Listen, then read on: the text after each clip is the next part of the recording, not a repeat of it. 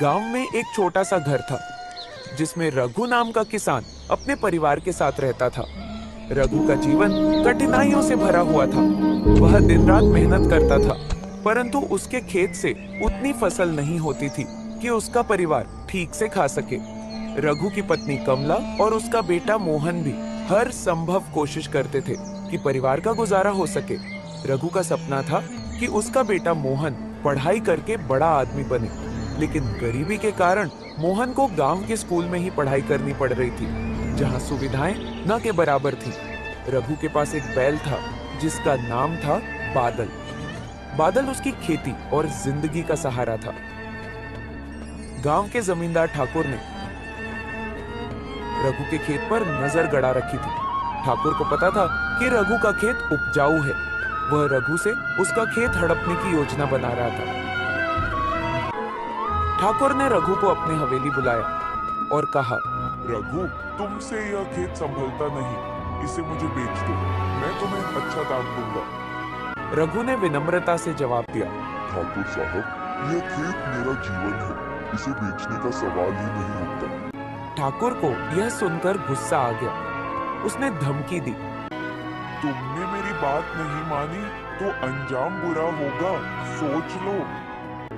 रघु ने ठाकुर की धमकी को नजरअंदाज कर दिया, लेकिन वह मन ही मन डरा हुआ था। ठाकुर ने रघु को सबक सिखाने की ठान ली। एक दिन उसने अपने आदमियों को भेजकर रघु का बैल चुरा लिया। जब रघु सुबह खेत पहुंचा तो देखा कि बादल गायब है। रघु का दिल टूट गया।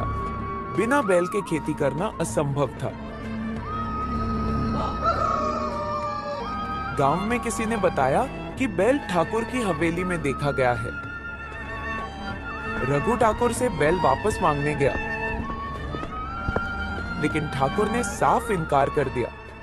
यह बैल अब मेरा है, अगर तुम इसे चाहते हो तो खेत मेरे नाम कर दो। ठाकुर ने ठहाका लगाते हुए कहा। रघु का गुस्सा और बेबसी एक साथ फूट पड़े। वह खाली हाथ लौट आया। रघु ने हार मानने से इनकार कर दिया। उसने गांव वालों से मदद मांगी। सभी उसकी हालत से वाकिफ थे, लेकिन ठाकुर के डर से कोई भी खुलकर उसकी मदद करने को तैयार नहीं हुआ। रघु ने अपनी मेहनत और लगन से खेत की जुताई करने की ठानी। उसने खुद हल खींचना शुरू कर दिया। सुबह से शाम तक मेहनत करते, लेकिन काम पूरा नहीं हो पाता। ईमानदारी का फल कुछ दिनों बाद गांव में एक साधु आया। उसने रघु को इस हाल में देखा और पूछा, बेटा, क्या बात है, इतनी मेहनत क्यों कर रहे हो? रघु ने सारी बात बताई। साधु ने मुस्कुराते हुए कहा, सच्चाई और मेहनत का फल जरूर मिलता है, ईश्वर पर विश्वास रखो। साधु ने रघु को आशीर्वाद दिया और चला गया। अचानक आया न्याय। कुछ ही दिनों में ठाकुर के घर में अचानक चोरी हो गई। उसके गहने पैसे सब गायब हो गए। ठाकुर को लगा कि यह रघु की चाल है। उसने रघु को बुलाकर गुस्से में पूछा, तुमने यह सब क्यों किया? रघु ने शांतिपूर्वक जवाब दिया, ठाकुर साहब, मैं गरीब हूँ, लेकिन चोर नहीं। जो कर्म आपने किए हैं, उसी का परिणाम आपको मिल रहा है। ठाकुर ने महसूस किया कि गांव वाले अब उसके खिलाफ हो रहे हैं। उसने बैल वापस करने का फैसला किया। उसने रघु से माफी मांगी और बैल लौटा दिया। संदेश रघु ने अपने ईमान और मेहनत से यह साबित कर दिया कि गरीब की मार कमजोर नहीं होती।